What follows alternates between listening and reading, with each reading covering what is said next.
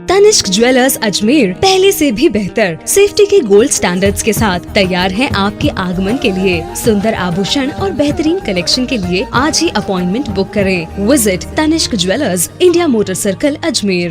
Sir, हम ज्ञापन collector साहब को देना है।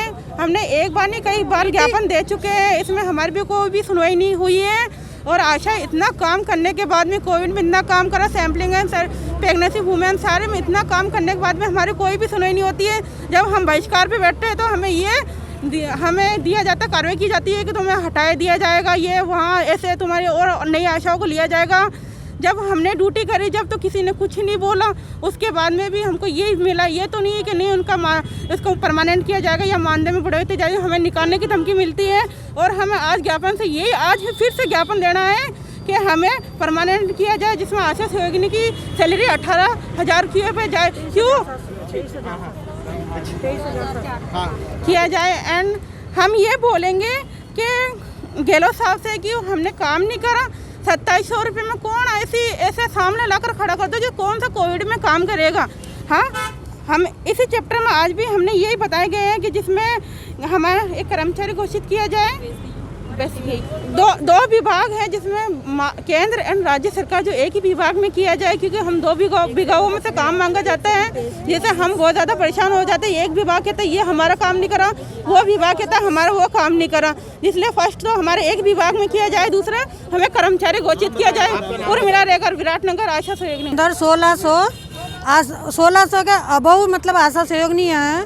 उन लोगों को ना तो कोई आश्वासन है ना कोई चीज़ है, लेकिन इसलिए हमने आज ज्ञापन दिया अजमेर जिले वालों ने। और बाहर से भी आशा सहयोगिनी है, पीसागंज ब्लॉक से भी है, पुष्कर ब्लॉक से भी है, अपने सब जगह से यही है, अजमेर जिले से पूरे से आशा है। हमारी मांग है हमको परमानेंट किया जाए, राज्य कर्मचारी और राज्य कर्मचारी घोषित किया जाए। और दो विभाग से हमारे को जोड़ा गया, ना तो इधर हमारे को रख रखा ना इधर रख रखा सरकार ने, ना कोई सरकार का काम मतलब अभी तक हम पूरा कर रहे हैं काम। कोविड-19 में भी 3 महीने हो गए, उसके बाद में भी अभी तक आशा सहयोग ने पूरा काम कर रही है। उसके बाद में भी इन लोगों ने कोई आश्वासन नहीं है, कुछ भी नहीं है हम लोगों को। मैं जयपुर भी जाके ही रघु शर्मा जी के पास में, वहाँ कलेक्टर ऑफिस जाकर के ज्ञापन देने के लिए, और रंजीता मैडम के पास, महिला बाल विकास की निर्देशक मैडम है, उनके पास भी जाके ही। उसके बाद में भी उन लोगों ने आश्वासन दिया, ना कोई चीज़ के लिए सोच रहे, ना कुछ मतलब हमारा निर्णय नहीं निकल रहा है। हम लोग मतलब है ना 23,700 की हमारी मांग है आशा सहयोगिनी की, सभी की, हर जिले से मतलब।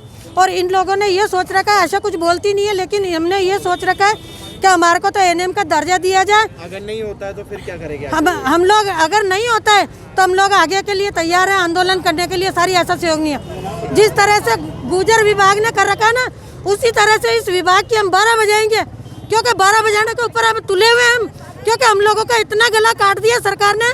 ना तो पेमेंट दे रही है ना कुछ कर रही है, पेमेंट भी 2700 रुपये दे रही है। और ऐसा व्यवहार कर रखा है, दोनों नाव से जोड़ रखा हम लोगों को, ना इस विभाग से जोड़ रखा ना इससे जोड़ रखा।